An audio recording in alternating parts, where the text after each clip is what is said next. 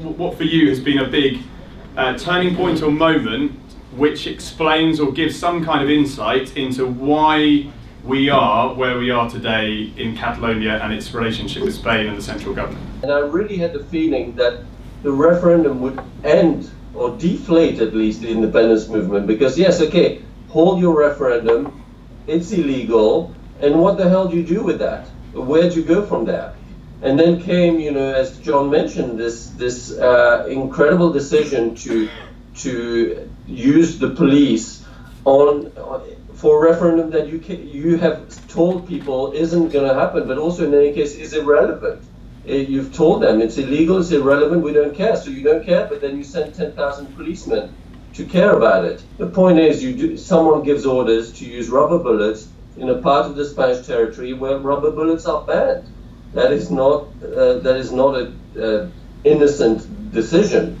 And then you revive, you give the moral high ground to this movement, and you also help this movement move away from the very difficult issue of independence, where the movement doesn't have a majority of the votes and has a real fight, to a much more fertile ground, which is democracy and the right to vote. I agree with Raphael that it's been moving by the day, almost by the week more, and I also agree that it was dwindling maybe before the referendum. Then all these actions may have reinforced it. Now, if there are the two extremes, the people in the middle have been, as I was telling you, pushed to the independentism by the negation and the denial and all this. So my only prediction is that there are more people towards independentism than there were on the 15th of September now. In Catalonia right now, we have a situation where you've got a surprisingly small percentage of people who are apolitical. I think everybody's been sucked in to this debate, which of course has had really pretty severe impact on families and friends. We all Catalans here will know that families have been torn down the middle, parents against sons, indeed husbands against wives, etc., etc. Friends have fallen out, rather like with the Brexit issue here, but I think more bitterly ratcheted up a few more notches. Harold Wilson had the famous line, "A week is a long time in politics." Right now in Catalonia, an hour is a long time in politics. There is so much stuff being packed in, and it's very, very difficult to judge what people's reaction is going to be, for example, to this Puigdemont flight to Brussels. Is that going to be seen as an act of shocking cowardice, which is going to, deflate the vote? Or will it be seen as some kind of a heroic thing as he becomes, Catalonia's Ayatollah Khomeini in exile or something? Even in Spain, probably, we will start to have a debate about we should have a referendum or not, because all what is happening is going to influence a lot the debate about the Catalan problem, not only in Catalonia but in Spain. But really, I couldn't agree more. And again, as Raphael said, people, who knows what the distribution exactly is, independence against independence, what the balance is right now, post, everything that changes every hour. But where there is not absolute consensus, but absolute majority, clear majority opinion, 70-80% according to the poll, is that there should be a damn referendum. But I don't think it's going to happen, because in Madrid they are implacably opposed to this. And it's a question of honor, coño, el honor. No vamos a ceder, and that's Madrid. So you do think like this sort of Spanish pride comes into play in the Spanish pride comes in hugely into play. It's a massive thing. Does anyone think that there shouldn't be a referendum in Catalonia today?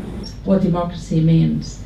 And I think the expression you gave in English is quite correct, is the rule of the law. So John Carlin was talking about our constitution. It might be right, it might be wrong, but it was the one that helped us go through a very difficult time.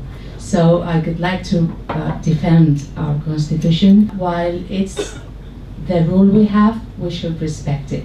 So in the constitution right now, if there is a referendum, it should be in the whole territory of Spain. I thought the speech of the King was just so appalling and very unhelpful. Could he have been different? Could he have said something different? Could he have been more uniting in that sense? It was so uncompromising and so sort of like, we've got the full force of the law, we're going to come and get you.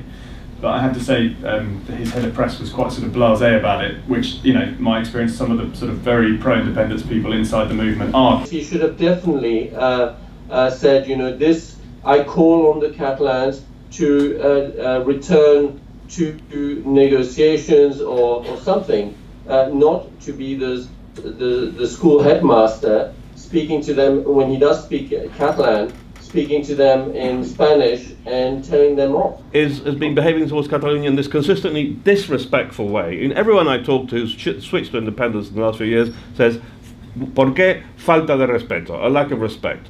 It's not just that. What you sense in recent weeks in particular is a desire to crush, to humiliate. You know, the ovation they got that Rajoy got in the Senate last week when he gave a speech calling on Article 1.5 for under direct rule in Catalonia. You would think that a responsible government, you know, would implement that sort of law in a spirit of sorrow, in a spirit of regret. This is the last resort, when actually everything indicates to me that this has been the first resort in their minds, and they just celebrate it as if they scored the goal in the cup final in the Senate. But isn't that what Spanish public opinion demands? Yes, that's what I'm saying. I mean, there is precisely that.